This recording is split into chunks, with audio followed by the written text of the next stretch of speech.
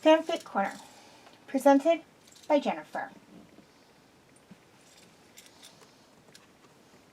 Lost.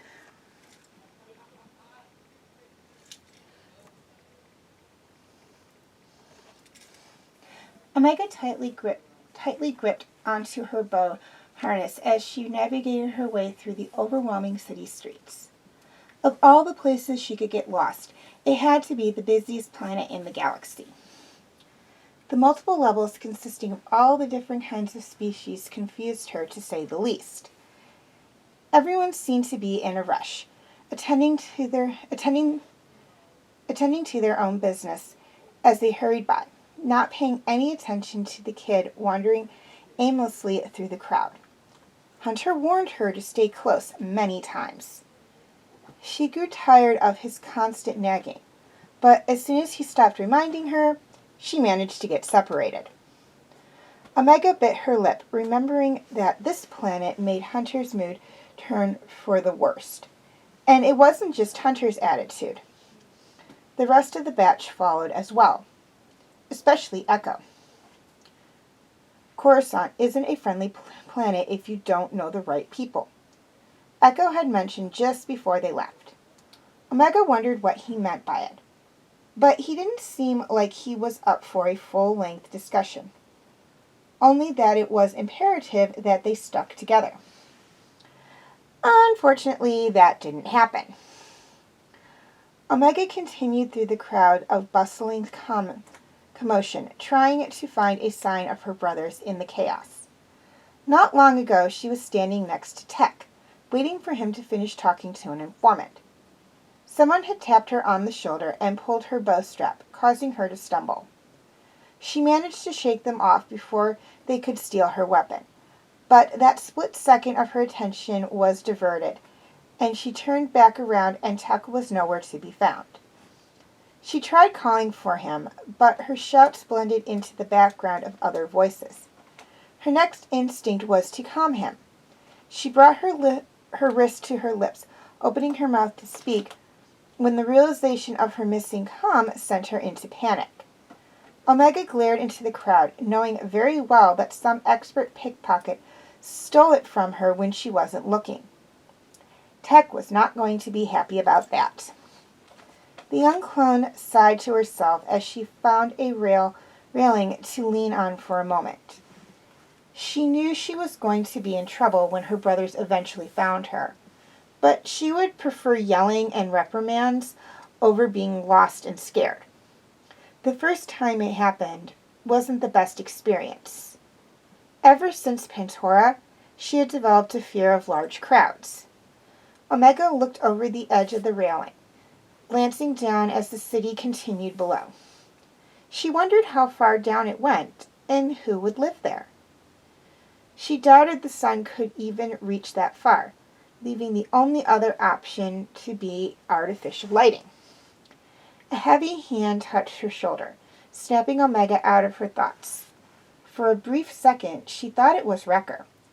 The second she looked up, the regret set in. I thought you looked familiar. A dark blue basilisk slurred. Omega took a step back, cowering away from the towering beast. She barely made it past his hip in size.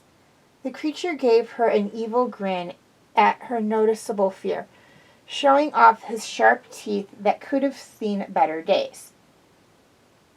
You have a large bounty on your head, kid. Omega wanted to run, but the claw on her shoulder tightened. She let out a short whine at the slight change in pressure. She needed to get out of there. I don't know what you're talking about. Omega gave him an awkward, shy chuckle. She carefully squirmed out from under his grip. Maybe you've mistaken me for someone else.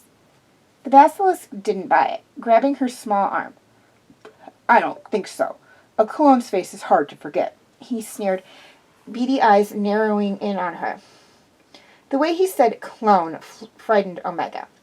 From what she could tell, he, for some reason, didn't particularly take a liking to clones, which was not good news for her. You're coming with me, kid, Basilisk growled, yanking the girl along. Omega began to panic as he started to drag her through the streets behind him.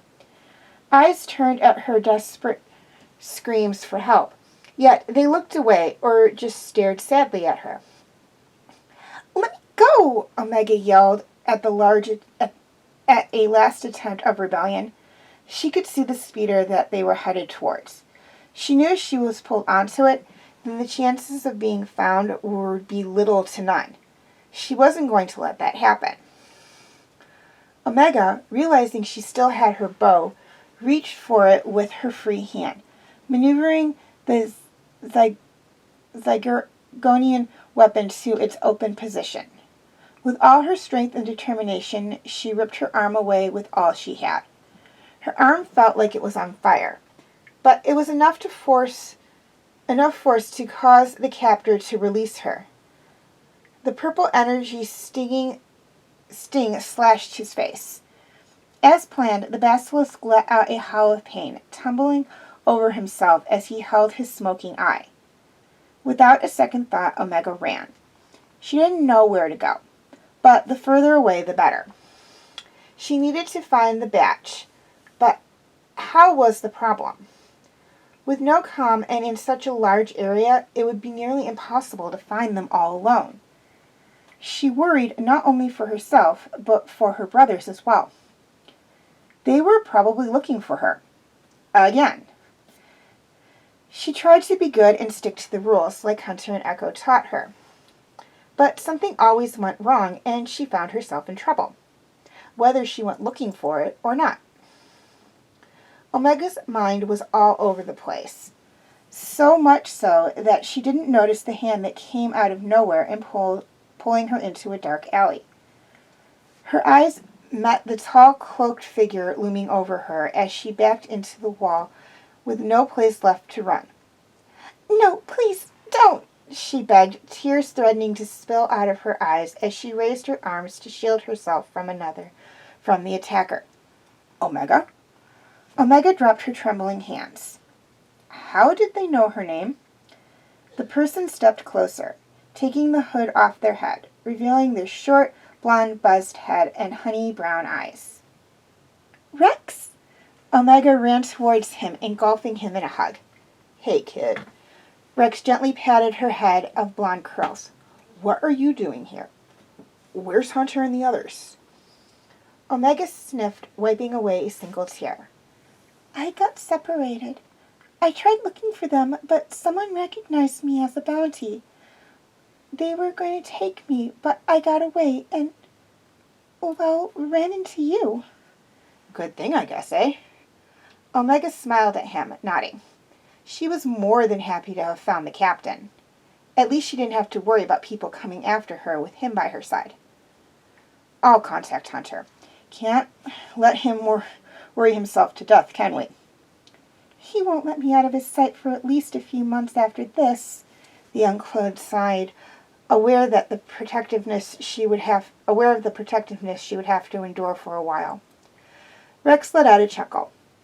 They reminded him a lot of another duo he knew. He missed them more than he could express.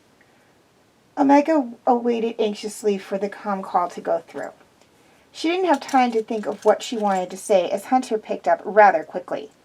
"Rex, what's wrong?" Hunter's question over the transmission. "Can I call you back? Omega's missing." His voice carried a sense of urgency mixed with panic. "No need to continue looking, Sarge. Found the kid a few minutes ago." "What? You did?" Rex gestured to the girl, handing over his comm. "Hi, Hunter," Omega greeted nervously. "Omega?" Hunter said with relief. "Are you okay? Where are you? I thought I told you not to wander off for this exact reason." Omega looked shamefully at the ground. "I'm sorry, Hunter. I didn't mean to," she mumbled softly. "We'll talk about this when I get there." "Sending the location now, Sergeant," Rex informed before shutting off the comm. Rex looked at the clearly guilty and saddened kid. Her face no longer held the smile that was usually on it. He knew Hunter was only trying to look out for her, but understood from her point of view it may not seem like it. Ahsoka explained the feeling to him many times before, whenever she felt that General Skywalker was being too overprotective. Though most times he sided with the general. He never stopped listening to what the young Taruga had to say about her feelings. Omega, however, was still getting used to being cared about for the right reasons.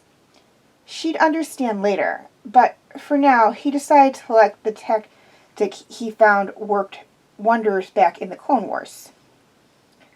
"You know, Omega, while this part of Coruscant may not be the nicest, it does have pretty good gourmet crumb cake." The captain hinted towards the girl with a growing smile. "Cake?" Omega cocked her head.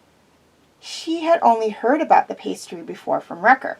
She had never had anything sweet other than Mental Mix. "I don't think Hunter would mind, do you?" Rex asked, looking down at her for approval. Omega shook her head eagerly. "I don't think